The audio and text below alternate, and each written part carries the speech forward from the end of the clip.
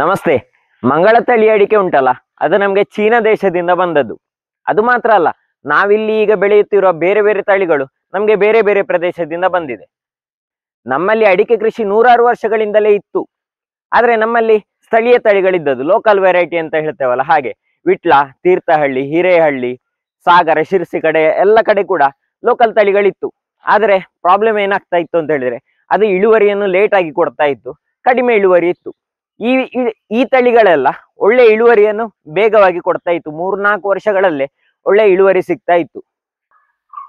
ಈ ಮಂಗಳ ತಳಿ ಉಂಟಲ್ಲ, ಅದು 1972ರಲ್ಲಿ CP ಸೇರೆ ಅವರು ಇಂಟ್ರೊಡ್ಯೂಸ್ ಮಾಡಿದ್ದು. ಹೆಚ್ಚಿನ ತಳಿಗಳನ್ನೆಲ್ಲ ಬೇರೆ ಬೇರೆ ಪ್ರದೇಶದಿಂದ ನಮ್ಗೆ CP ಸೇರೆ ಅವರೇ ತಂದು ಕೊಟ್ಟಂತದ್ದು, ಹೇಳಿದ್ರೆ ಪರಿಚಯ ಮಾಡಿ ಕೊಟ್ಟಂತದ್ದು. ಅದಲ್ಲದೆ ಸುಮಂಗಳ ತಳಿ ಅಂತ ಇದೆಯಲ್ಲ, ಅದು ಇಂಡೋನೇಷ್ಯಾದಿಂದ ಬಂದದ್ದು 1985ರಲ್ಲಿ.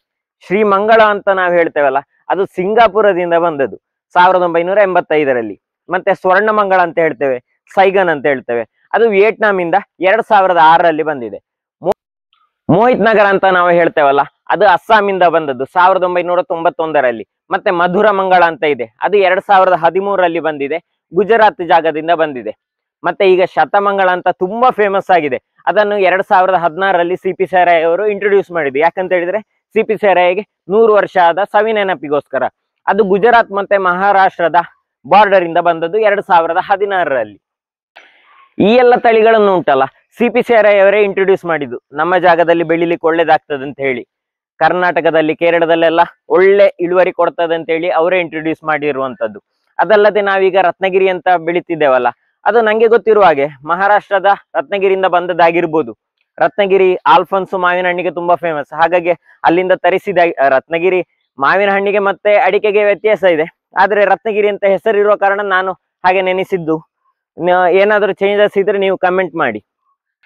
ಕೆಲವು ಪ್ರದೇಶಗಳಿಗೆ ಲೋಕಲ್ ವೆರೈಟಿಯೇ ಸೂಕ್ತ ಆಗ್ತದೆ, ಕೆಲವು ಜಾಗಕ್ಕೆ ಹೈಬ್ರಿಡ್ ವೆರೈಟಿ, ಇಂತ ಬೇರೆ ಬೇರೆ ಜಾಗದ ವೆರೈಟಿ ಸೂಕ್ತ ಆಗ್ತದೆ. ಚಾಲಿ ಅಡಿಕೆ ಮಾಡುವ ಜಾಗಗಳಿಗೆಲ್ಲ ಈ ರೀತಿಯ ಬೇರೆ ಬೇರೆ ತಳಿಗಳು ಒಳ್ಳೇದಾಗ್ತದೆ, ಒಳ್ಳೆ ಇಳುವರಿಯನ್ನು ಕೊಡ್ತದೆ.